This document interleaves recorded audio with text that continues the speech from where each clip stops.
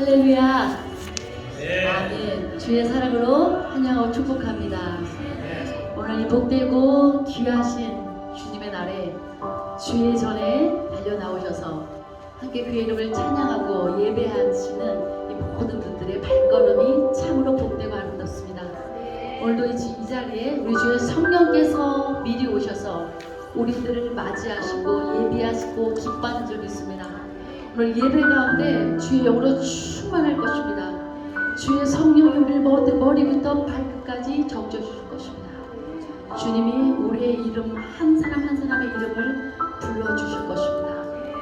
주님이 우리가 어떠하든지 간에 우리 이름을 불러줄 때 우리가 존귀케 됩니다. 존귀하신 그분이 나를 알아주실 때, 내 이름 불러주실 때 우리는 존귀한 자로 되어진 줄 믿습니다. 그 주님 앞에 감사와 기쁨으로 함께 찬양하며 나가겠습니다. 우리 일어서셔서 우리 사랑 되시는, 우리 생명 되시는 예수 그리스도 그분을 함께 찬양하겠습니다.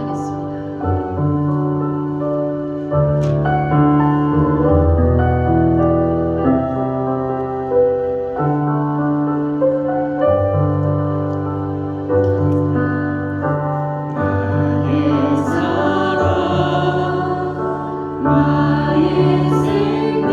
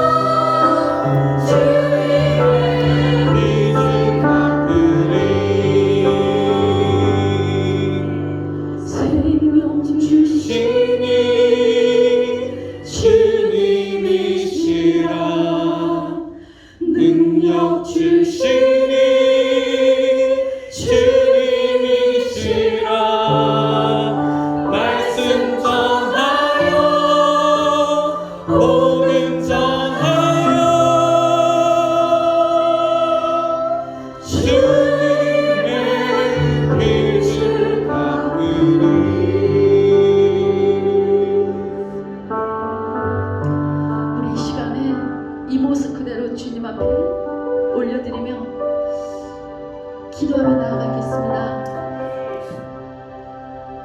죄악에 썩은 이 육신을, 죽음의 덫에 걸려있던 이 몸을 쓰시려고 이 자리에 불러주시고 이 자리에 세워주시고 여기까지 함께 하신 주님 감사합니다.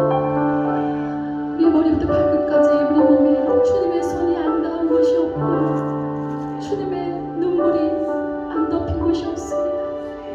이제 하나님, 우리가 이 모습 그대로 주님 앞에 우리를 올려드리며 우리의 삶은 우리의 생명 다해서 주님을 전하는, 이 복음 전하는 주님의 복된 증인의 삶 살게 도와주옵소서. 주님, 시간 우리가 믿음으로 고백하며 기도할 때 주의 성령께서 잊혀주시고 기억하여 주셔서 주님의 권능으로, 성령의 권능 힘입어 주님의 증인 되는 저희들 되게 도와주옵소서. 우리 함께 기도하겠습니다.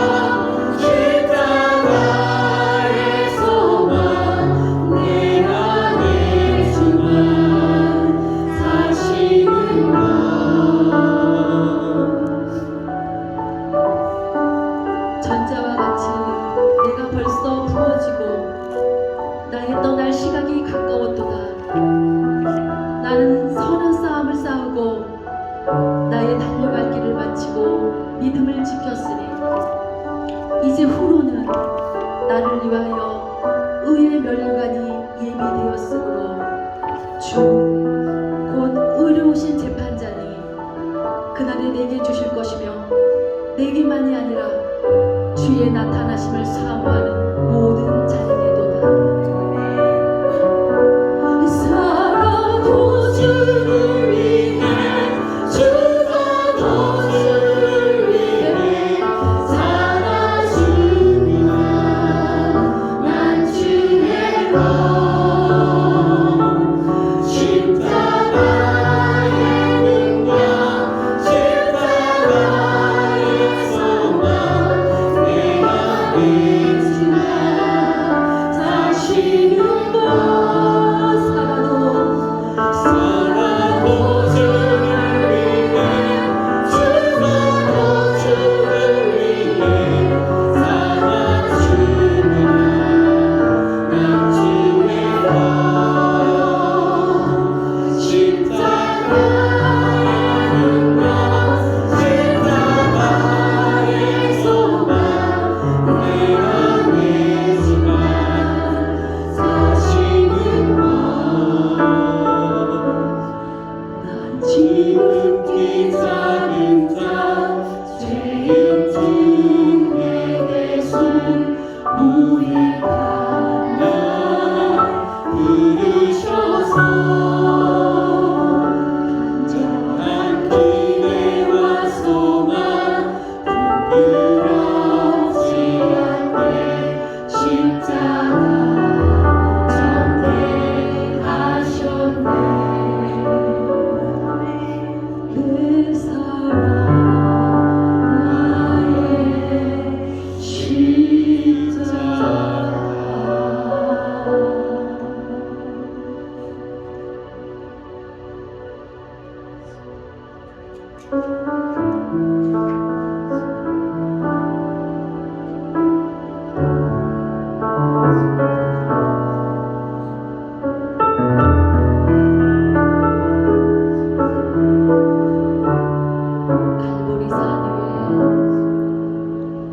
갈보리 산 위에 십자가 섰으니 주가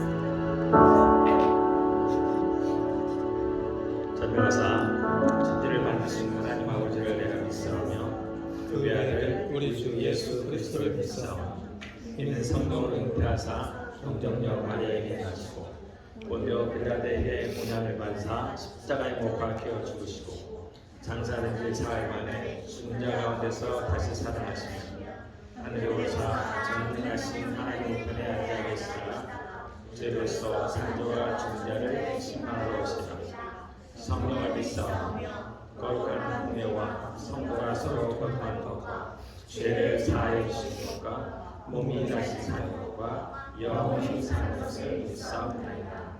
아멘.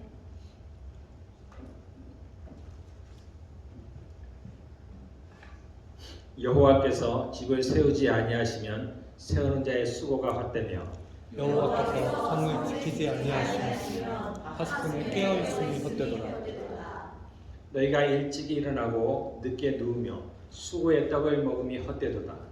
그러므로 여호와께서 그를 사랑하시는 자에게 감을 주시니라. 보라, 자식들은 여호와의 기업이요 그의 상급이라. 젊은 자의 자식은 장사의 수중의 화살 같으니 이것이 그의 역사상에 가득한 자는 헛되도다. 그들이 성문에서 그들의 원수와 담판할 때 수치를 당하지 아니하리로다. 아멘.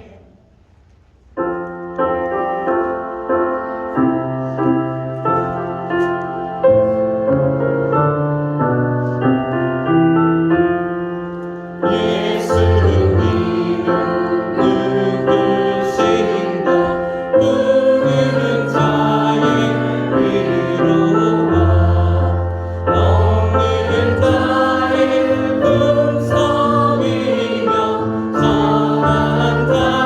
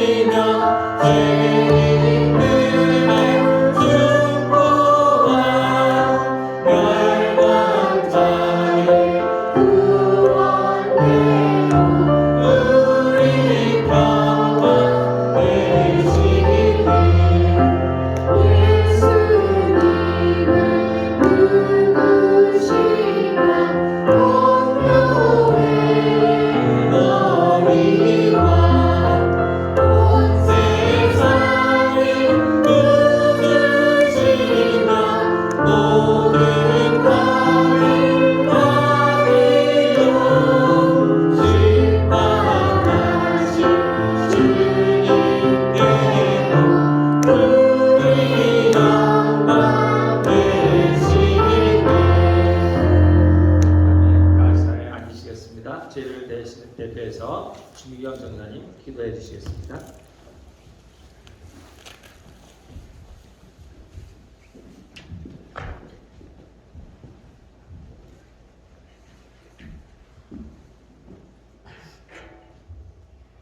함께 기도하시겠습니다. 사랑과 은혜가 풍성하신 아버지 하나님 감사합니다. 아멘. 예수 그리스도 안에서 그의 은혜의 풍성함을 따라 그의 피로 말미암아 죄사함을 받게 하시고 그의 영광에 찬송이 되게 하심을 감사드립니다. 아멘. 이곳에 빛과 진리 교회를 세워주시고 저희를 불러주셔서 함께 예배할 수 있도록 도와주심도 감사드립니다. 아멘. 예수 그리스도의 몸된 교회 안에서 함께 지어져가는 공동체가 되게 하시고 그리스도의 신부로 준비되어지며 하나님의 군대로 하나님의 전신 갑주를 입고 날마다 승리하는 저희들이 되게 하여 주옵소서. 아멘. 주님의 부르심에 합당하게 행하게 하시고 진리와 사랑 가운데 빛의 자녀들로 살게 하여 주옵소서. 모든 관계 속에서 지혜로 행하게 하시고 거룩하고 정결한 주의 백성이 되게 하여 주옵소서. 아멘. 특별히 우리의 다음 세대를 위해 기도합니다. 주일학교로부터 청년에 이르기까지 주님 함께하여 주시고 어려서부터 주의 말씀과 기도로 주님과 동행하게 하시어 디모데처럼 주의 일에 준비되어지며 축복의 아이들로 성장하게 하옵소서. 저희들이 아이들의 본이 될 수 있도록 깨어 기도하며 말씀에 순종하는 삶을 살게 하여 주옵소서. 이 시간 말씀대로 살지 못했던 일들을 회개하기를 원합니다. 저희를 용서하시고 도와주옵소서. 삶의 어려움 속에서 때로는 지치고 힘들고 낙심하고 넘어질 때도 있습니다. 그러나 주님을 의지하며 말씀과 기도로 나아가기를 원합니다. 성령 하나님 늘 함께하여 주시고 인도하여 주옵소서. 이 시간 사도 바울의 기도로 기도하기를 원합니다. 지혜와 계시의 영을 저희에게 주사 하나님을 더 알게 하옵소서. 우리의 마음의 눈을 밝히사 그의 부르심의 소망을 알게 하시고 성도 안에서 그 기업의 영광의 풍성함이 무엇인지 알게 하시며 믿는 우리에게 베푸신 능력의 지극히 크심이 어떠한 것을 저희로 알게 하옵소서. 성령으로 말미암아 저희 속사람을 능력으로 강건하게 하옵시고 믿음으로 말미암아 그리스도께서 저희 마음에 계시게 하옵시며 사랑 가운데서 뿌리가 박히고 터가 굳어져서 능히 모든 성도와 함께 지식에 넘치는 그리스도의 사랑을 알고 그 너비와 길이와 높이와 깊이가 어떠함을 깨달아 하나님의 모든 충만하신 것으로 저희에게 충만하게 하여 주옵소서. 오늘 말씀을 전하실 진영동 목사님 위에 함께하여 주시고 성령 충만케 하시어 주의 진리의 말씀이 선포되게 하여 주옵소서. 말씀을 듣는 저희들의 마음의 문을 활짝 여시어 순종함의 열매로 화답하게 하옵소서. 예배의 모든 순서를 주님께 의탁드리며 예수님의 이름으로 기도드립니다. 아멘.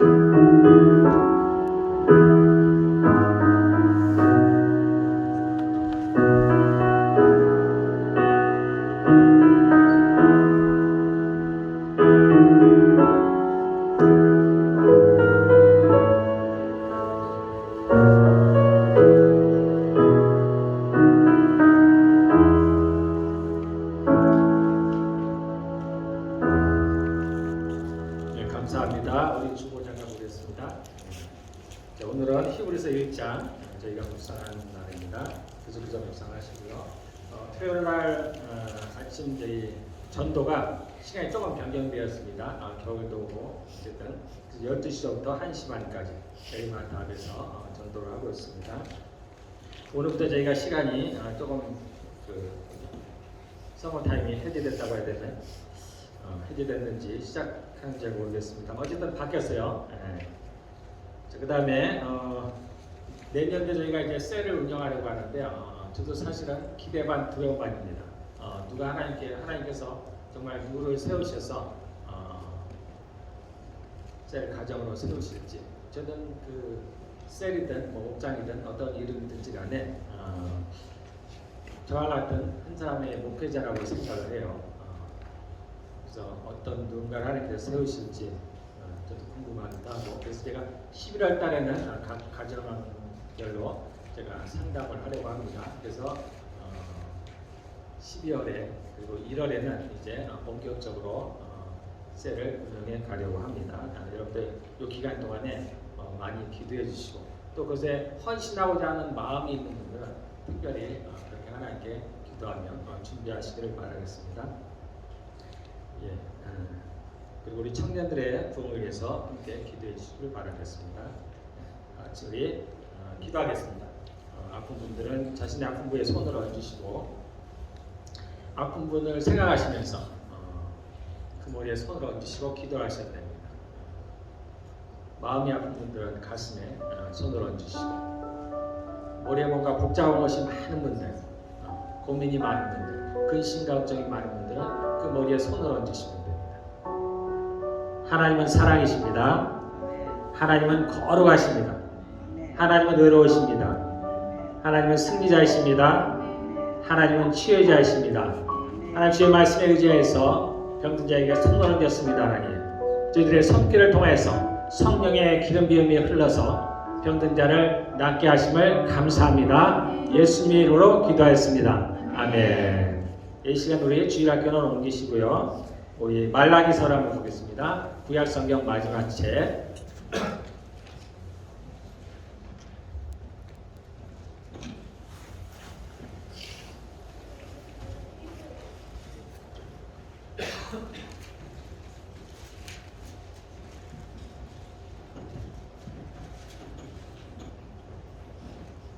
말라기서 3장 7절에서 12절 말씀.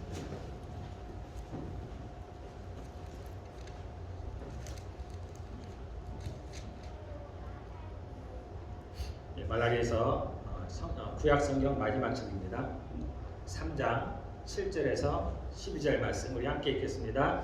만군의 여호와가 이르노라. 너희 조상들의 날로부터 너희가 나의 규례를 떠나 지키지 아니하였도다. 그런즉 내게로 돌아오라. 그리하면 나도 너희에게로 돌아가리라 하였더니 너희가 이르기를 우리가 어떻게 하여야 돌아가리까 하는도다. 사람이 어찌 하나님의 것을 도둑질하겠느냐. 그러나 너희는 나의 것을 도둑질하고도 말하기를 우리가 어떻게 주의 것을 도둑질하였나이까 하는도다. 이는 곧 11조와 공헌물이라. 너희 곧 온 나라가 나의 것을 도둑질하였으므로 너희가 저주를 받았느니라. 만군의 여호와가 이르노라. 너희의 온전한 11조를 창고에 들여 나의 집에 양식이 있게 하고 그것으로 나를 시험하여 내가 하늘문을 열고 너희에게 복을 쌓을 곳이 없도록 붙지 아니하나 보라. 만군의 여호와가 이르노라. 내가 너희를 위하여 메뚜기를 금하여 너희 토지 소산을 먹어 없애지 못하게 하며 너희 밭의 포도나무 열매가 기한 전에 떨어지지 않게 하리니 너희 땅이 아름다워지므로 모든 이방인들이 너희를 복되다 하리라. 만군의 여호와의 말이니라. 아멘.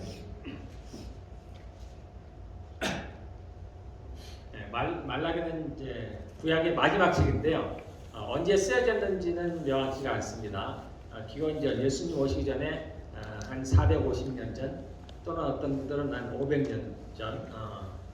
어쨌든 이스라엘 백성들이 바벨론에서 포로되었다가 다시 돌아오고 나서 성전을 세우고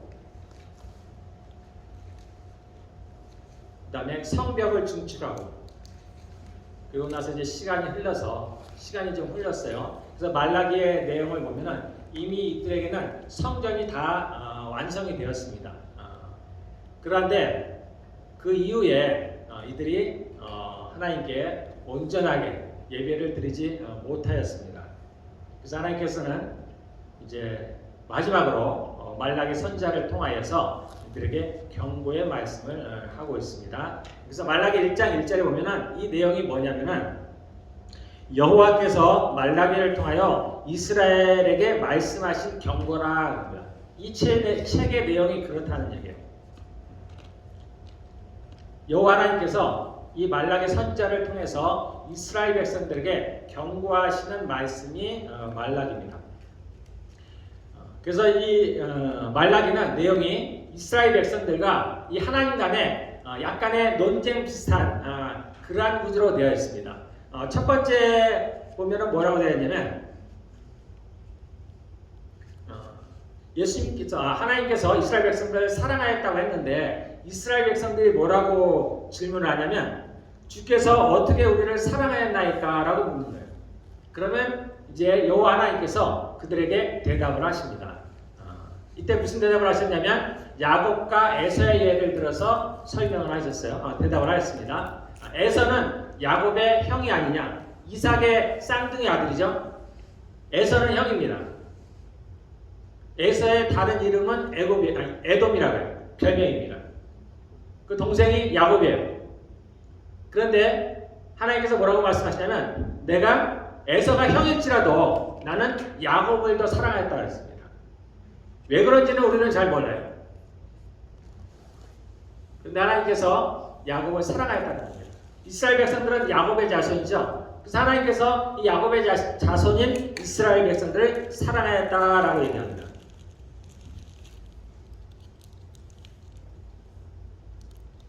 또 하나님께서는 이들에게 뭐라고 말씀하시냐면 너희가 나의 이름을 멸시하였다라고 얘기합니다. 그랬더니 이스라엘 백성들이 뭐라고 하냐면 우리가 언제 어떻게 하나님의 이름을 멸시하였습니까? 라고 얘기합니다. 그래서 하나님께서 그들에게 대답을 주시는 거예요. 그러한 내용들이 어쨌든 계속해서 나옵니다. 그들이 하나님께 제사를 드리는데 그리고 그 제사를 위해서 제물을 갖고 오는데 그것이 온전한 제물이 아니라는 거예요. 그래서 저는 것, 눈먼 것, 완전한 제물을 가져오지 않았다는 겁니다. 그래서 9절에 하나님께서 이렇게 말씀하세요. 만군의 여호와가 이르노라 8절입니다. 만군의 여호와가 이르노라 너희가 눈먼 희생 제물을 바치는 것이 어찌 악하지 아니하며 저는 것, 병든 것을 드리는 것이 어찌 악하지 아니하냐. 이제 그것을 너희 총독에게 드려보라. 그가 너를 기뻐하겠으며 너를 받아 주겠느냐라고 말씀합니다. 총독은 사람입니다. 당시 이제 이스라엘을 다스렸어요. 이스라엘이 완전히 독립하진 않았습니다. 너희 총독에게 그러한 물건들을 한번 가져가 보라는 거예요. 그럼 총독이 그것을 기쁘게 받겠느냐라는 거예요. 근데 너희가 그러한 재물을 나에게 가져오고 있다는 거예요. 이것이 어찌 나를 멸시하는 것이 아니냐. 이제 하나님께서 하나하나 이제 설명을 해주는 겁니다.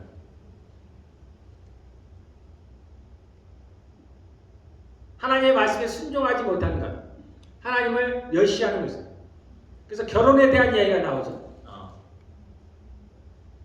이방의 딸들을 결혼하고 또 결혼한 아내들을 이혼으로 해서 내버리고 그러한 일들이 이 당시에 횡행했습니다. 그것이 하나님을 멸시하는 것이 아니냐라니. 하나님 말씀에 순종하지 않으면서 어떻게 하나님을 경외한다고 하느냐, 하나님을 사랑한다고 하느냐 그런 얘기입니다. 계속해서 이 말라기에는 이러한 내용들이에요. 그리고 이제 우리가 읽은 이 본문 3장 7절에서 보면 그러면 이제 이스라엘 백성들이 이러한 하나님과의 대화 가운데서 그러면 하나님 우리가 어떻게 그럼 하나님께 돌아가겠습니까? 저희가 잘못을 했어요. 이제 하나님께서 책망을 하시면서 이제 그 사실을 우리에게 알려주셨습니다. 그러면 하나님 우리가 어떻게 하나님께 돌아가면 좋겠습니까? 어떻게 하는 것이 우리 하나님께 돌아가는 길입니까? 라고 물었을 때 이제 하나님께서 이 7절부터 말씀하시는 거예요.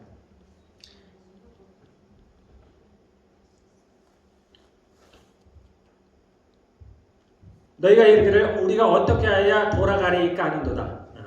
이때 주님이 말씀하시는 거예요. 사람이 어찌 하나님의 것을 도적질하겠느냐.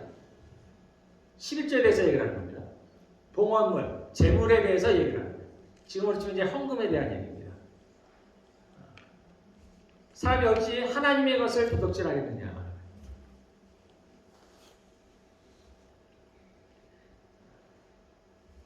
성경에는 이런 얘기가 있습니다. 사람끼리 죄를 범하면, 잘못을 하면 내가 그 죄를 사해주고 하나님이 중재자가 되어서 또는 예수님이 중재자가 되어서 그들의 죄를 사해주기도 하고 봐주기도 하고 하지만 그가 만약에 하나님께 범죄하면 누가 나서서 그들을 도와주겠느냐는 도와줄 사람이 없다라는 거예요. 우리가 사람들끼리 혹 도둑질을 한다든가 하면은 하나님께서 그들의 죄를 사해주기도 하시고 주님이 중재자가 되어주기도 하시지만은 하나님의 것을 도둑질하면 누가 도와주겠냐는 이 11조를 내지 않는 것이 하나님의 것을 도적질하는 거라고 해요. 성경에 이런 구절이 없어요. 아주 무서운 구절 중에 하나가 성경에서 가장 무서운 구절 중에 하나가 그런 얘기입니다. 성령을 회방하는 자가 구원받지 못한다. 다른 죄는 다 용서를 받아요. 구원받지 못한 게 가장 큰 거예요. 성령을 회방하는 자가 구원받지 못한다. 이게 무서운 말이잖아요. 우리가 다른 건 다 하나님께 회개를 하면 돼요. 사람에게 범죄를 하면 혹 우리가 예수님께 범죄할지라도 용서해 준다고 했습니다. 저도 그랬어요. 저도 예수님을 부정했던 사람이에요. 안 믿겨지죠? 그랬습니다. 오래전 일이 아닙니다. 2, 3년 전에. 근데 제가 기억을 못해요. 그래서 했다는 건 기억을 아는데 내가 무슨 말을 했는지는 기억을 못합니다. 정말 내가 하나님의 은혜예요. 그럼 내가 그걸로 내가 굉장히 괴로울 텐데 그것은 제가 기억을 못합니다. 근데 제가 용서를 받았어요. 그런데 성령을 회방하는 자는 용서를 못 받는 거예요. 무서운 일입니다. 그 중에 하나가 또 이거예요. 이스라엘 백성들이 저주를 받았어요. 이들이 포로에서 돌아왔습니다. 그래서 성전을 지었어요, 새롭게. 그런데 이들이 온전한 11조를 하나님께 드리지 못했습니다. 온전한 재물을 가져오지 않았어요.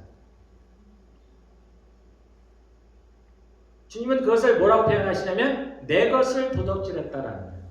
내 것을 도둑질했다. 여러분들 오해하지 마시기를 바랍니다. 우리가 하나님께서 주신 것, 그러니까 10개 중에 하나만이 하나님 거라는 얘기는 아니에요. 전체가 다 하나님 겁니다. 모든 게 하나님께로 왔어요. 우리는 하나님의 것입니다. 하나님이 우리를 사셨어요. 무엇을 주고 사셨냐면 자신의 생명을 주고 샀습니다. 돈을 주고 사신 게 아니에요. 생명을 주고 샀어요. 그 얘기는 우리는 다 하나님의 종이라는 얘기입니다. 그분의 소유예요. 그분이 사랑이시니까 우리를 좋게 자유인처럼 대해주시는 거예요. 그러나 우리는 그분의 종입니다. 만약에 사단이라면 우리는 엄청난 괴로움 가운데 살아가는 거예요.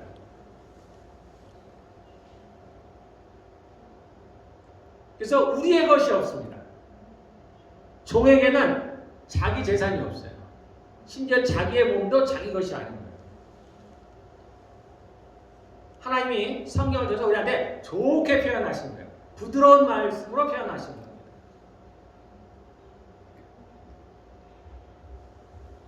그 모든 것이 다 하나님의 것인데 그 중에 9개는 우리가 자유로 쓰도록 하셨어요. 그래서 마치 우리의 것이냐 자유로 가도록 하셨어요. 그러나 하나는 하나님 것으로 정해졌어요.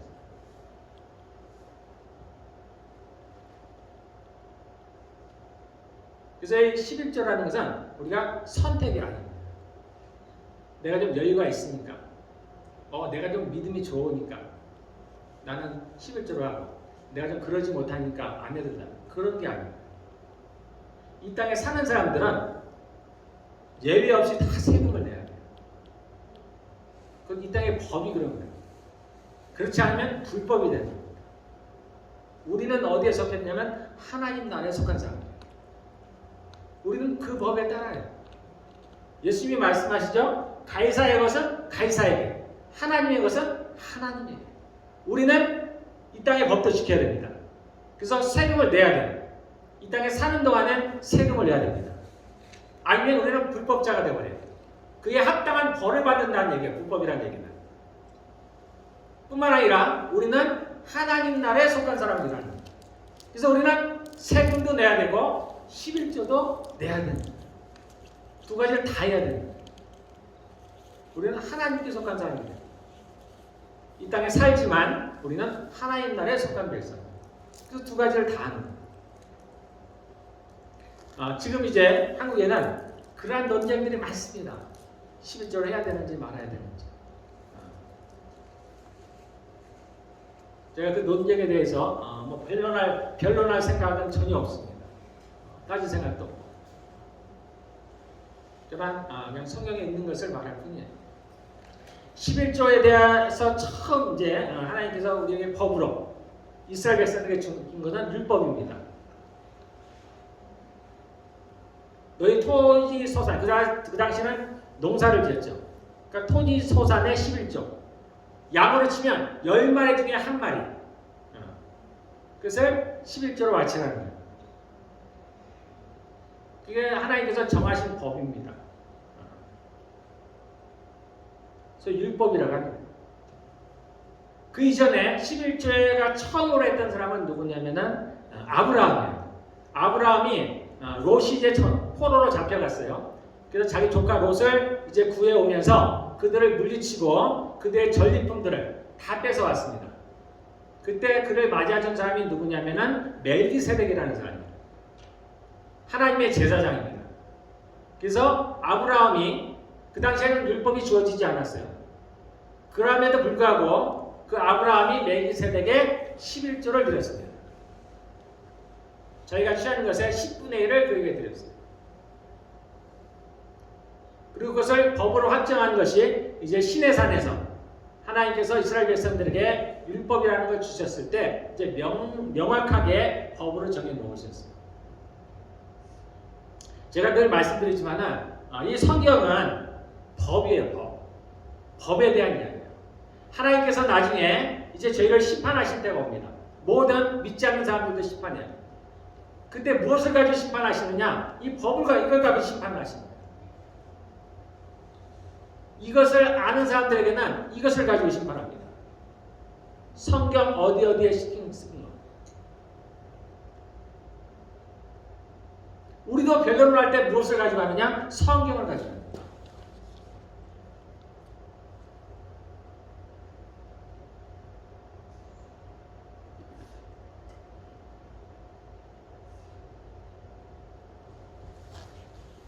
우리가 이제 구약과 신약을 여러분들 이제 바르게 알 필요가 있습니다.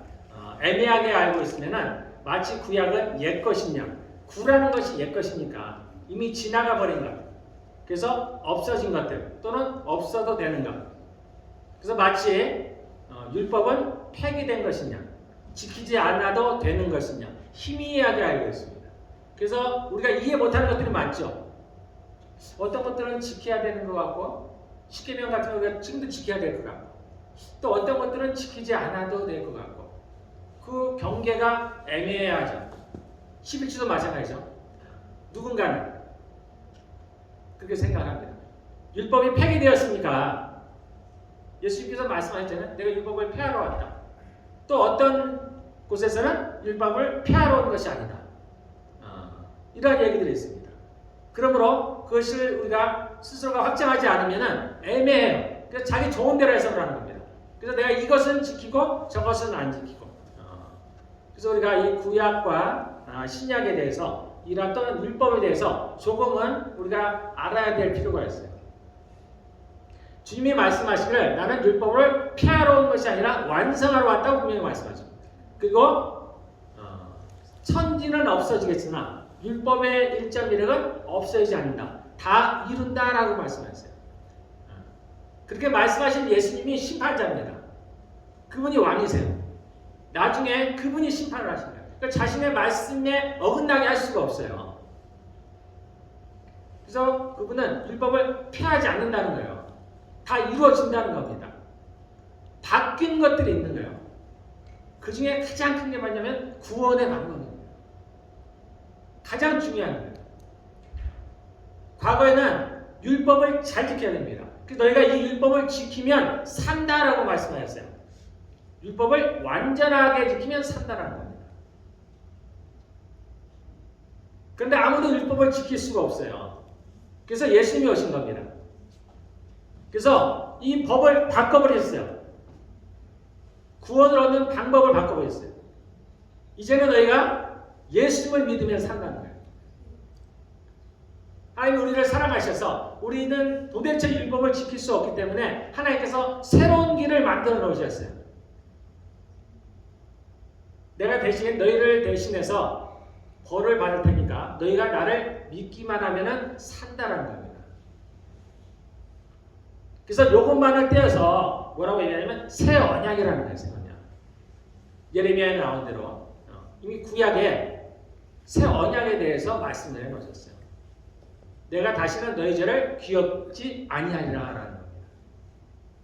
이사야에서 나온 대로 너희 죄가 주홍 같을지라도 눈과 같이 휘어지고 너희 죄가 진홍 같을지라도 양털같이 휘어지라는 거예요. 그것은 바뀐 거예요. 그래서 지금은 우리가 율법을 지켜서 의롭다함을 받지 못합니다. 율법을 지켜서 하나님 나라에 갈 수가 없어요. 그런 것들은 바뀐 것들이에요. 제사 제도는 바뀌었어요. 이제는 더 이상 동물을 죽일 필요가 없는 거예요. 그래서 주님께서도 말씀하시죠. 이제는 뭐예요? 영과 진리로 예배드리라는 거예요. 예전에는 반드시 피를 가지고 나와야 됩니다. 동물을 가지고 와서 죽여야 돼요. 나 대신에 죽여야 되는 겁니다. 그래야 내가 하나님 앞에 나아갈 수가 있어요. 예배를 드린다는 건 내가 하나님 앞에 나오는 건데 내 죄가 있으면 죄인들은 하나님께 나올 수가 없어요. 그래서 과거에는 동물을 죽였습니다. 대신에. 그런데 예수님께서 저희를 대신해 죽으셨기 때문에 우리는 더 이상 동물을 죽일 필요가 없는 거예요. 그분과 함께 오면 되는 거예요. 이런 것들은 바뀐 거예요. 없어졌다기보다는 바뀐 겁니다. 더 이상 우리는 안식일을 지키지 않아요. 우리는 주일을 지키는 거예요. 과거에 안식일을 거룩히 지킨 것처럼 이제 주일을 거룩히 지켜야 되는 거예요. 날짜가 바뀐 거예요. 지금은 예수님이 부활하신 날에 기념을 하는 겁니다. 예수님이 안식 후 첫날, 그 다음 날, 지금의 주일이죠. 일요일. 이날 부활하셨기 때문에 새로운 창조가 시작된 거예요. 그래서 우리가 이날을 기념하는 겁니다.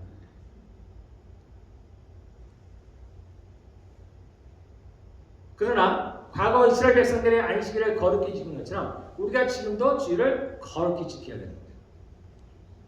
그래서 무엇이 바뀌었는지를 알아야 돼요.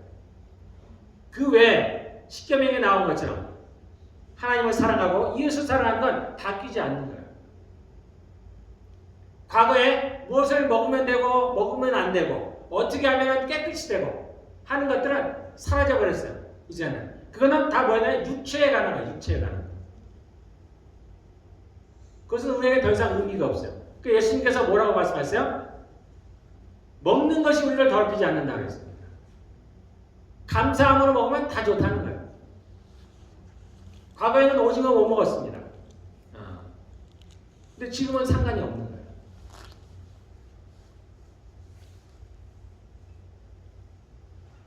그러한 바뀐 것들이 있어요. 그런 제사법이라든가 그런 정결하게 하는 것들은 바뀌어버렸어요. 폐해졌어요. 예수님이 오셔서 이제 완성해버렸습니다. 더 이상 의미가 없어요. 그러나 우리가 아는 대로 이런 도덕법들, 도덕질 하지 말라, 간음하지 말라, 이런 것들은 변하지 않는 거예요.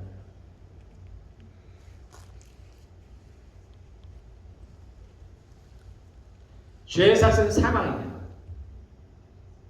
이거는 구약에서도 있고 신약에서도 있습니다. 히브리서에 죄의 삭은 사망이라는 거예요. 우리는 죄를 너무 가볍게 생각해요. 마치 예수님께서 죽으셔서 부활하시고 그래서 예수님을 믿기만 하면 내가 어떠하든지 상관없이 구원을 받는다는 것을 잘못 오해하는 거예요. 우리가 영원한 심판을 받지 않아요. 그러나 죄는 반드시 대가가 있습니다. 이거에 대한 성경 구절은 없어요. 너희가 죄를 지어도 이제 더 이상 그에 대한 대가는 없을 것이다 라는 성경 구절이 없습니다. 오히려 히브리서에 나온 대로 죄의 삭은 사망입니다. 사망이 단순히 우리가 심장이 멈춘다든지 뇌가 활동을 안 한다든지 호흡을 멈추는 것 그것만이 다가 아니라 했습니다. 그것에 이르는 거의 모든 과정들이 모든 것들이 죽음에 해당되는 거예요.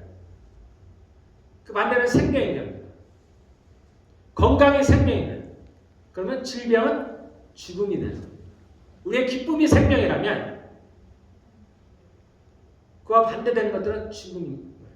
그러니까 죄의 삭은 죽음이라는 얘기는 죄를 지으면 이러한 것들이 따라온다는 거예요. 여러분들이 가만히 한번 생각해 보세요. 지금 우리가 어떤 상태인지를 아셔야 됩니다. 우리는 여기서 이 세상에서 태어나고 자라왔기 때문에 마치 감옥에서 태어나고 자란 아이가 감옥 외의 세상을 모르듯이 그것이 전부인 줄 생각하듯이 우리도 그런 거예요. 우리는 지금 벌을 받는 중이에요. 아담과 하와가 범죄하면서 쫓겨났습니다. 우리는 지금 그 상태에 있는 거예요. 우리의 삶이 기쁨이 아니죠. 괴롭습니다. 이게 이상할 것이 없는 거예요. 우리는 지금 그런 상태에서 살고 있는 사람들이에요. 우리가 살고 있는 이곳이 그런 곳이에요. 옛날을 치면 유배지와 같은 거예요. 우리는 다 사형 선고를 받은 사람들입니다. 그 사형이 집행되기 전에 잠시 머무는 곳이에요. 이곳이 전부인 줄 아니까 세상 사람들은 이곳에서 그 기쁨을 찾으려고 노력을 하는 거예요. 뭔가를 얻으려고 노력을 하는 거예요. 근데 우리도 속고 있는 거예요. 마귀. 우리는 이 땅을 나그네처럼 살아가는 사람입니다. 주님이 말씀하십니다. 너희는 들의 풀과 같다. 아침 안개와 같다는 겁니다. 해가 뜨면 싹 사라져버려요. 여호와의 바람이 불면 호흡이 멈춰버립니다. 우리의 영광은 풀의 꽃과 같다는 거예요. 하루아침에 사라져버립니다. 그것을 위해서 살아가지 말라는 거예요. 그래서 어찌하든지 우리가 하나님의 말씀에 순종하려고 해야 됩니다. 이스라엘 백성들이 이 11조를 드리지 않음으로 말미암아서 온전한 예물을 드리지 않음으로 말미암아서 그들이 저주를 받았습니다.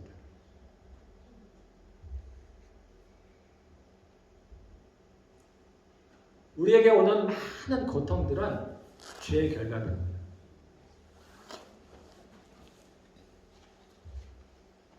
그래서 저는 제가 그것을 알고부터는 정말 내가 뭔가 조금이라도 죄를 지으면 바로 해결합니다. 저도 완전하진 않아요. 내 완고한 것 때문에 해결을 못해요. 누구를 미워하고 비난하고 그게 잘못인 줄을 아는데 내 완고한 성격으로 그걸 바로 해결을 못하는. 그러나 저도 조금 좋으면 저도 상태가 좋으면 바로 해결을 합니다. 하나님 죄송합니다.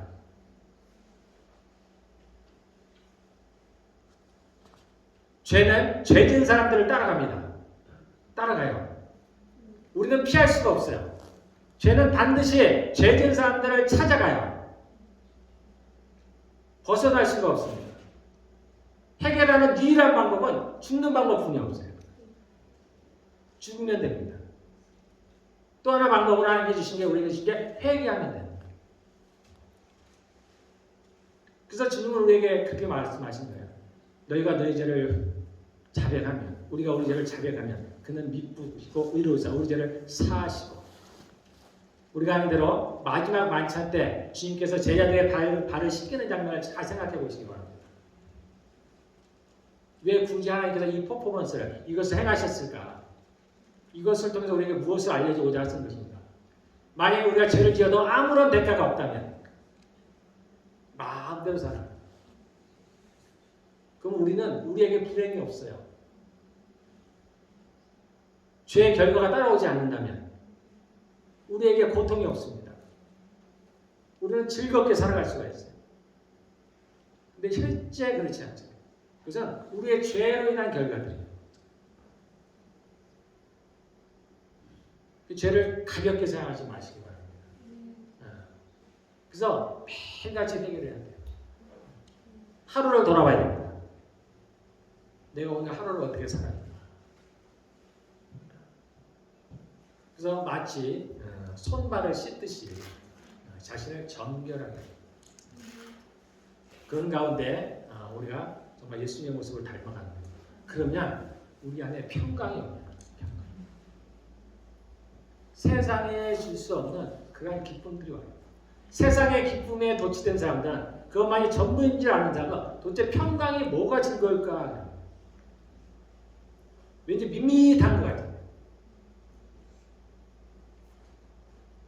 제가 예전에 바둑을 많이 뒀는데요. 제가 후회하는 일입니다. 어쨌든 바둑을 뒀어요. 그냥 둬도 그렇게 재미가 있어요.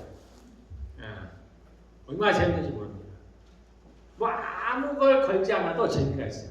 근데 어느 날 잠깐 이제 내기를 하게 됐어요. 많은 걸 거는 것도 아니에요. 짜장면 내기 하자.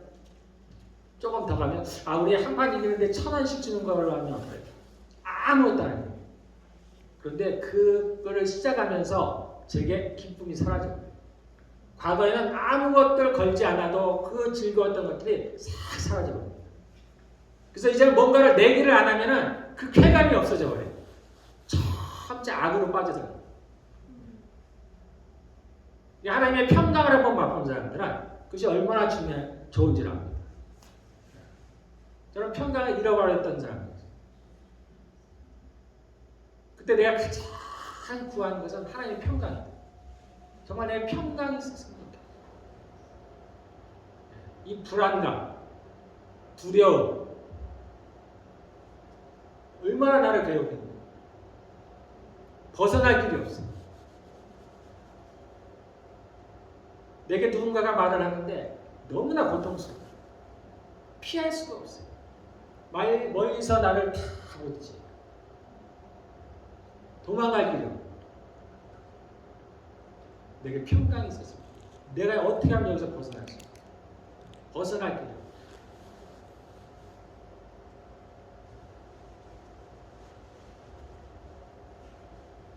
기쁨은 주님 안에 있습니다. 진짜.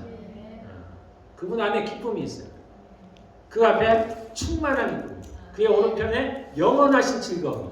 우리가 구하는 게 그런 것들 아니에요? 우리가 돈을 왜 벌려고 그래요? 좀 자유해지고 싶어서. 그런 거잖아요. 내가 좀 평강을 유지하고 싶어서. 내가 렌트비를 못 내는 것에서 좀 자유하고 싶고, 내가 뭔가를 마음대로 하는 것, 뭔가 좀 기쁨을 누리고 싶은 거예요. 그것은 다 속임수라는 걸 우리는 잘 알아요. 그러한 것들이 우리에게 잠깐은 줄 수 있습니다. 그러니까 사단은 그러한 자가 아니에요. 우리에게 그러한 기쁨을 계속해서 주는 자가 아닙니다. 그는 속이는 자예요. 잠깐 우리에게 줄 것처럼 같이 그러지만은 그날 기회만 되면 그가 이제 내게 속했다고만 그가 확신을 하면은 더 이상 내게서 벗어날 수가 없다고 하기만 하면은 그는 모든 것을 빼앗아갑니다. 그래서 그는 속이는 자예요. 근데 왠지 하나님은 약한 것 같아요. 그렇지 않죠. 그냥 두고 보시는 거예요. 그래서 마치 하나님은 아무것도 할 수 없는 것처럼 우리 하나님은 전능하신 하나님이세요. 우리가 마치 11조를 안 해도 온전한 예물을 바치지 않아도 괜찮은 거예요. 뭐 사는데 지장이 없는 거예요. 어떤 사람은 그럼에도 불구하고 잘 사는 거예요. 우리는 뭔가 좀 대가가 있고 눈에 보이는 뭔가가 있으면 좀 할 텐데 11조를 안 했더니 회사가 폭삭 망했더라. 또 직장을 잃어버렸더라. 도둑이 와서 돈을 다 훔쳐갔더라. 그러면 바로 받아야 할 텐데 그러지 않아요. 그런데 아무 일도 안 일어나는 게 아니에요. 꼭 돈에 관련된 것만은 아니에요. 이스라엘 백성들이 그런 애 꼭 가난했던 것만은 아니에요. 그래서 삶이 피폐해져요. 그래서 그들의 삶이 저주를 받았다. 뿐만 아닙니다.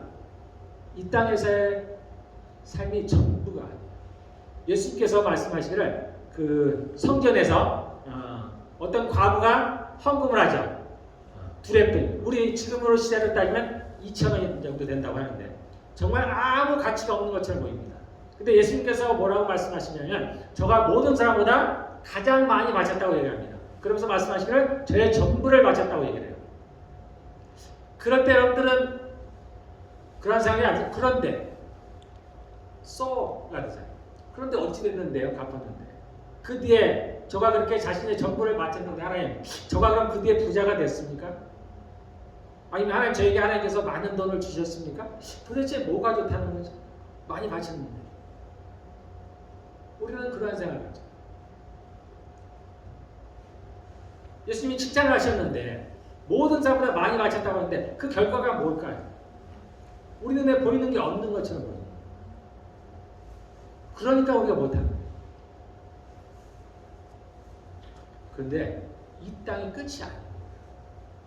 하나님은 그 나라에서 갚아줘요. 그래서 가볍게 여기시지 말아요. 우리가 그 땅에서 받는 겁니다. 그 과부는 이 땅에서는 그렇게 살아갈지 모릅니다. 하나님께서 먹이시겠죠. 부자는 못될지언정 하나님께서 그를 먹이실 겁니다. 그리고 그가 행한 것에 대해서 이제 그 나라에 가면 하나님께서 갚아주십니다. 그때는 더 이상 기회가 없어요. 하나님의 나라는 실제입니다. 우리가 죽어서 가는 나라가 아니에요. 하나님의 나라는 이미 여기 와 있습니다. 여러분들이 어디에 속했는지를 아시기 바랍니다. 나의 나라는 하나님의 나라예요. 하나님의 나라는 지금 이곳에 있습니다. 내가 지금 어디에 살고 있습니다.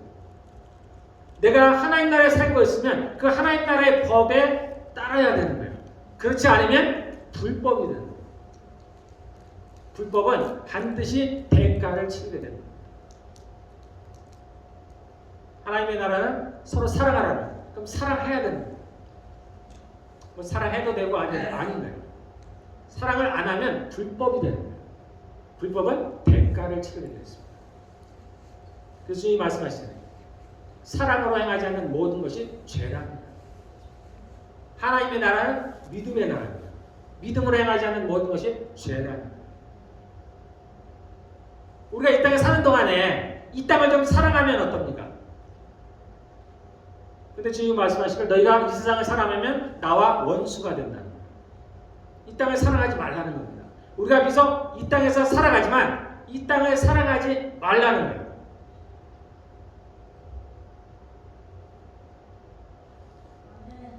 자, 이제 하나님께서 새해에는 그 새해인지 지금부터인지 잘은 모르겠습니다.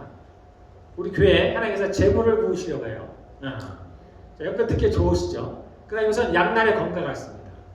부자는 천국에 들어가기가 어려워요. 돈은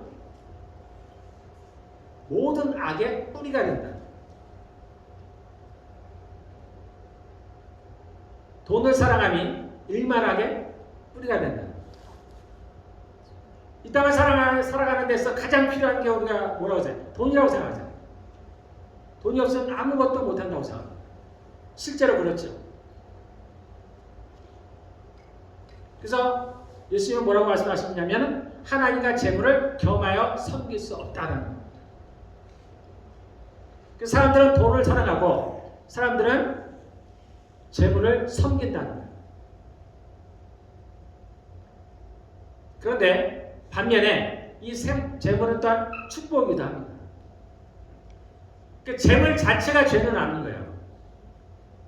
이게 어떻게 보면 말장난 같지만 이게 팩트인 겁니다. 하나님께서 우리에게 복을 주셔도 뭘 줘요? 재물을 주는 거예요. 아브라함이 재물을 얻는 거예요. 애굽에서 자신이 범죄했는데 잘못했는데 그는 거부가 돼서 돌아온 거예요. 하나님은 아브라함을 축복, 자기의 자녀를 축복하는 겁니다. 이삭에게 축복을 했어요. 그래서 거부가 됐다고 얘기하는 거예요. 우리는 이것을 회피할 필요가 없습니다. 우리는 팩트 그대로 받아들일 필요가 있어요. 하나님께서 우리의 복을 부으실 때 여러 가지가 있습니다. 건강도 복입니다. 또는 내가 부자는 안 돼도 마음에 늘 평강이 있는 사람들이 있어요. 기쁨이 있는 사람들이 있습니다. 음식을 잘 먹는 사람이 있어요. 입맛이 좋은 가정이 있습니다. 이게 하나님의 복이죠.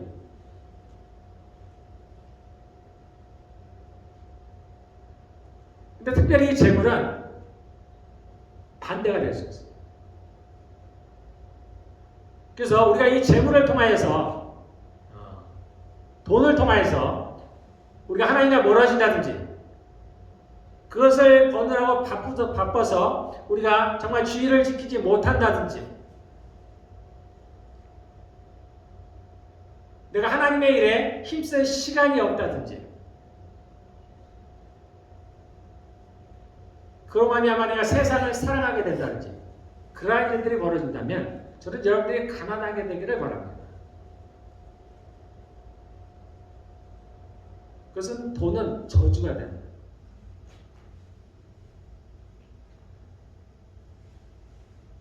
그러나 우리가 이것을 잘 쓰기만 하면 하나님 일에 쓸 수가 있는 거예요.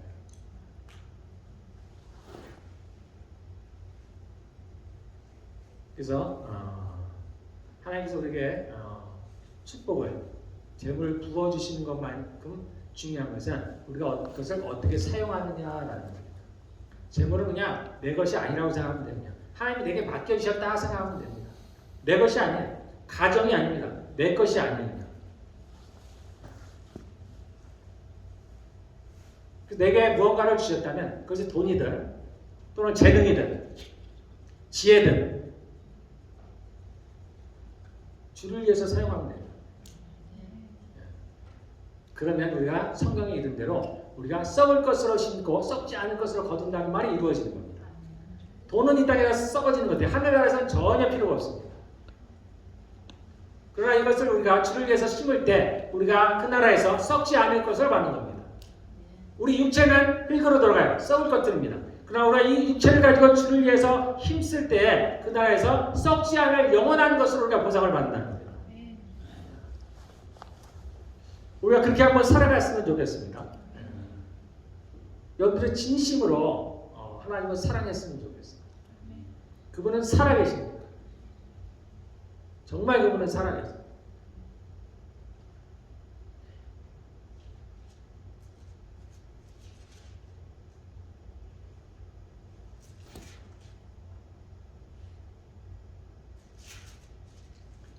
여기 보면 이제 그런 편이 있는데요.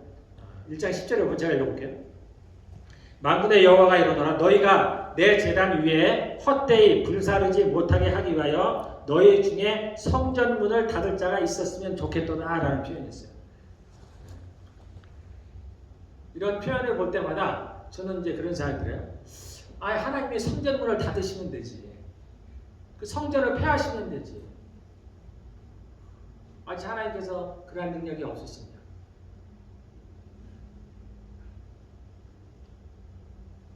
그런 말은 아니에요. 하나님이 그런 능력이 없으신 분이 아니에요.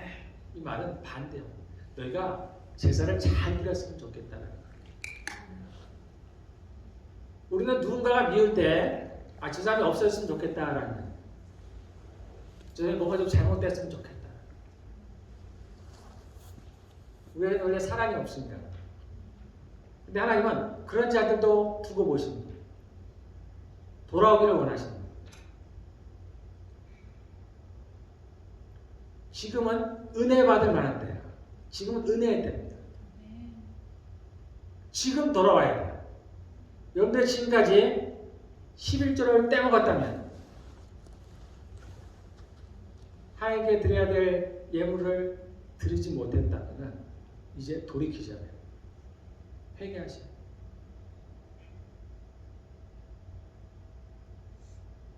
하나님의 것을 도적질하고서 누가 살아날 수 있겠어요? 그건 하나님을 만으로 여기는 겁니다. 그분은 두려우신 하나님이세요. 나는 소멸하는 불이라고 말씀하시는 하나님이십니다. 정말 제가 그런 표현이었어요. 정말 우리가 하나님으로부터 선방망이를 말합쳐도 우리는 허리가 부러지는 거예요. 그분은 전능하신 하나님이십니다.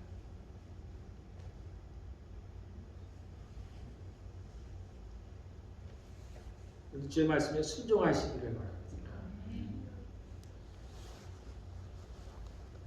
그래서 이제부터는 여러분 결심을 하시고 내가 11조만은 절대 빼먹지 않겠다. 하나님은 우리의 마음을 보시는 분이기 때문에 그렇다고 해서 제가 마음만 11조도 이런 거는 안 통합니다.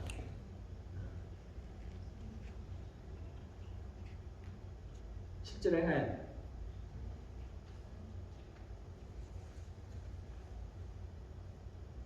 정말 어려운 분들이 있어요. 저도 그랬어요. 내가 11조를 하면은 렌트비를 못 내고 내가 11조를 하면은 당장 세금을 못 내. 얘가 왔다 갔다 하는 겁니다. 저도 그랬어요. 어떻게 할까? 그래서 제가 택한 방법, 하나님은 한번 봐주시겠죠. 근데 다음 달에 제가 못한 걸 다 하겠습니다. 근데 지금은 제가 렌트비를 내겠습니다. 저도 가끔 이제 딜을 합니다. 제가 한편으로는 저는 이제 믿음이 없었던 거예요. 하나님께서 채워주실 것을 제가 믿지 못하는 겁니다. 제가 볼 때 그 환경, 제 주변의 환경으로는 도대체 내가 돈이 들어올 구멍이 없는 거예요. 하나님의 능력을 믿지 못하는 겁니다. 여러분 한번 하나님을 믿어봅시다. 진짜. 내가 한번 굶더라도 내가 한번 주님을 한번 믿어보겠습니다. 네. 내가 지금 질병 가운데 아픈데 주님께서 저를 고쳐줄 걸 제가 한번 믿어보겠습니다. 그분이 능력이 없으신 게 아니에요. 참새 한 마리가 한 아사라운에 팔리는 것이 아니에요. 그러나 하나님께서 허락지 아니하시면 참새 한 마리도 떨어지지 아니한다. 이것을 여러분들이 곡해해가지고 참새가 떨어지는 거 안 떨어지는 게 다 하나님의 뜻이다 이렇게 곡해하면 안 돼요. 그래서 나의 인생의 전부가 내가 잘했던 못했던 그 모든 것이 하나님의 뜻이다. 내가 병든 것도 하나님의 뜻이고 내가 뭔가 실패하는 것도 하나님의 뜻이고 모든 것이 하나님. 그렇지 않아요. 절대 그렇지 않습니다. 이 얘기는 참새가 한 아사람에 팔려요. 그런데 하나님이 허락지 아니하시면 그조차도 땅에 떨어지지 않는 거예요. 하나님의 마음만 먹으면 못하실 일이 없는 거예요.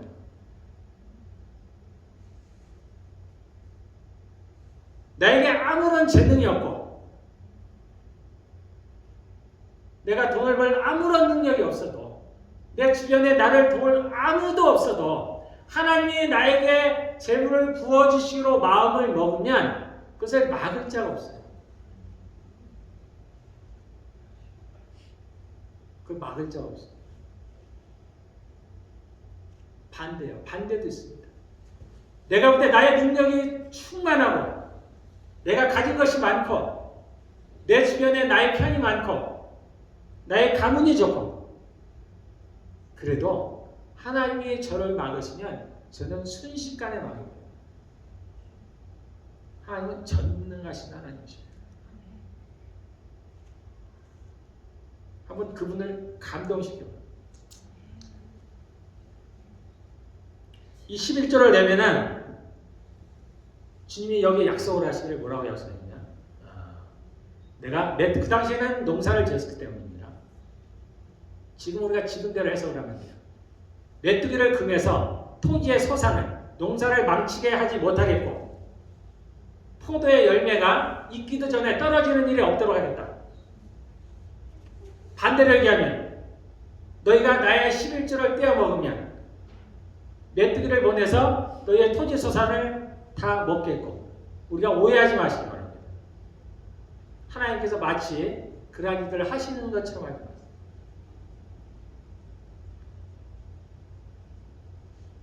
기본적으로 이 땅은 누구에게 속했다 그랬어요? 마귀에게 속합니다. 하나님이 우리를 지키지 아니하시면, 하나님이 우리를 보호하지 아니하시면 그러한 일들이 벌어진다.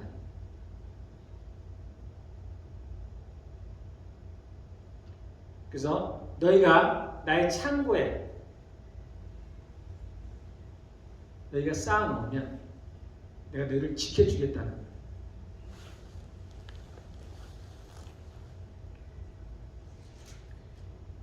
그래서 많은 분들이 그러한 대가를 생각을 하고 11조를 많이 합니다. 뭐 그래도 좋죠. 우리가 교회에 뭐 놀러 오던 친구를 따라오던 어쨌든 오는 게 좋습니다. 그러다 하나님을 알게 되고 그의 모습이 변할 수가 있어요. 우리가 시작은 어째도 좋아요. 하나님의 것은 하나님께 드려요. 11조는 하나님의 것이에요.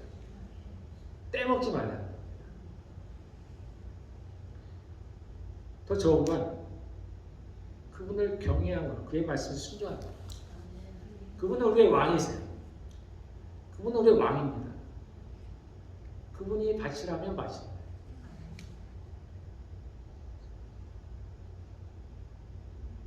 그분이 그 돈을 자기가 쓰시는 분은 아니에요. 그분은 뭐가 부족한 분이 아닙니다. 과거에는 그 제사장들이나 그 성전을 유지하기 위해서 그 돈을 사용하는 겁니다. 이 땅에서도 마찬가지입니다. 교회를 운영하며 또는 주께서 주의 일들을 위해서 그러한 돈들을 사용하는 겁니다. 또 가난한 자들을 구제하기 위해서 그러한 일들을 사용하는 겁니다.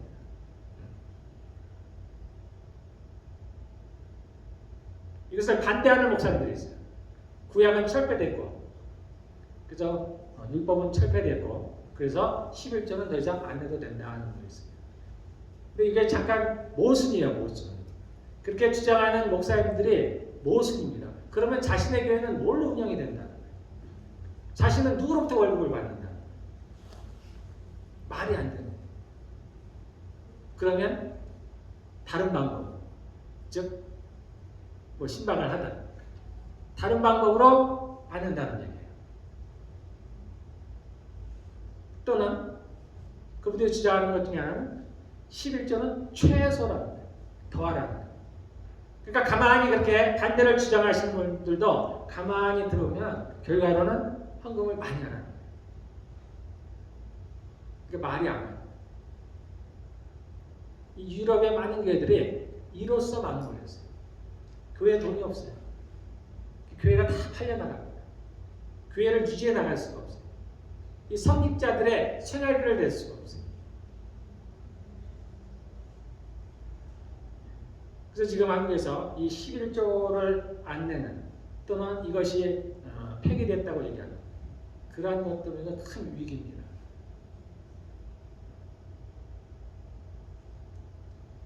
우리는 그런 것에 대해서 전혀 신경 쓸 필요가 없어요.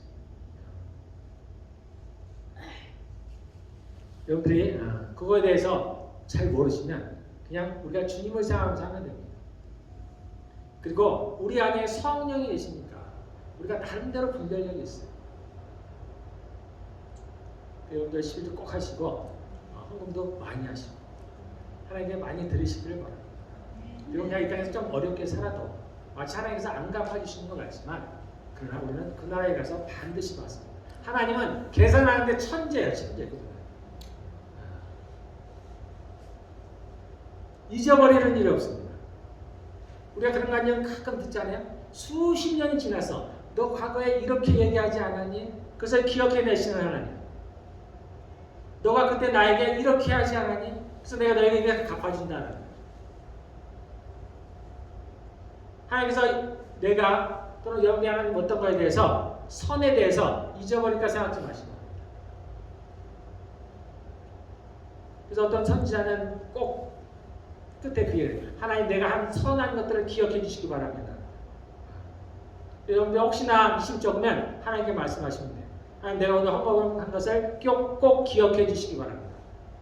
내가 행한 선한 것들 하나님 기억해 주시기 바랍니다. 그분은 반드시 기억하고 갚으시는 분이세요. 그래서 여러분들이 그 땅에서도 많이 받으시고 그리고 이 땅에서도 하나님이 주시는 복을 받으시길 바랍니다. 하나님은 부으시기를 원하십니다.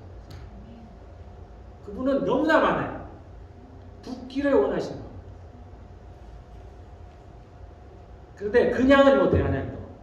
그분이 일하실 수 있는 길을 우리가 열어놔야 돼요. 하나님이 우리를 쓰시기를 원하시는데 우리가 정결하지 않으면 쓰지 못합니다. 하나님이 우리에게 물질의 복을 붓기를 원하시는데 우리가 이와 같은 것들을 행하지 않으면 할 수가 없어요. 하나님은 죄인과 함께 할 수가 없습니다. 그래서 우리가 하나님께서 하실 수 있는 길을 만들어 놓으셔야 돼요. 그분이 우리를 축복할 수 있도록 그 길을 만들어 놓으셔야 돼요. 그분은 우리에게 복 주시기를 원하시는 거예요. 민수기 6장에 그러잖아요. 너희 제사장들은 이렇게 축복하라. 이스라엘 하나님은 복 주시기를 원하시고 지키시기를 원하시고 평강 주시기를 원하시고 은혜 베푸시기를 원하시고 이 중에 나쁜 게 뭐가 있습니까? 아무것도 없어요. 우리에게 가장 필요한 데 하나님은 그런 것을 주기를 원하십니다. 무엇을 먹을까 마실까 입을까 염려하지 마라. 이걸 구하는 건 이방인들이 구하는 거야. 너희는 이제 하나님의 자녀가 된다. 내가 너희를 먹이지 않겠니? 너희는 먼저 그의 나라와 나의 나라와 의를 먼저 구해. 그러면 이 모든 것을 너에게 더할 것이다. 저 까마귀도 먹이시는 하나님이 너희를 못 먹이실 것 같은데 우리에게 필요한 모든 것들을 다 아신다. 그래서 우리가 할 수 없다고 우리가 절망할 필요가 없습니다. 그냥 하나님께 매달리십니다. 근데 돈이 필요하십니까? 하나님께 매달리십니다. 저를 좀 축복해 주십시오. 하나님께서 그 기도를 반드시 다 들으실 줄 믿습니다. 그런데 그냥 하시면 안 되고 우리가 주의 법을 쫓아가서 해야 돼요. 경기하는 자가 마음대로 하면 안 됩니다. 그 룰대로 해야 돼요. 축구장에서 손을 갖고 하면 안 됩니다. 룰대로 해야 돼요. 하나님께 복을 받기를 원하시면 물질의 복을 받기를 원하시면 그것을 받을 수 있는 방법을 행해야 돼요.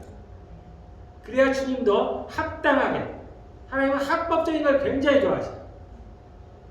그 합법적으로 주님도 우리에게 부으시기를 원하십니다.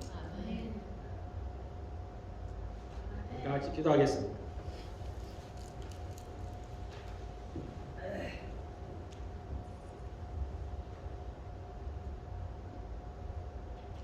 새해에는 정말 우리 교회 모든 가정이 물질의 복을 받으시기를 원합니다. 하나님께서 부으십니다. 받을 수 있는 그릇이 돼야 돼요. 그러니까 정직하게 하셔야 됩니다. 세상에 주는 그러한 재물은 하나님으로부터 멀어지게 우리에게 불행을 갖다 줍니다. 그러나 하나님이 주시는 재물은 그렇지 않습니다. 우리에게 평강을 주십니다. 기쁨을 함께 주십니다.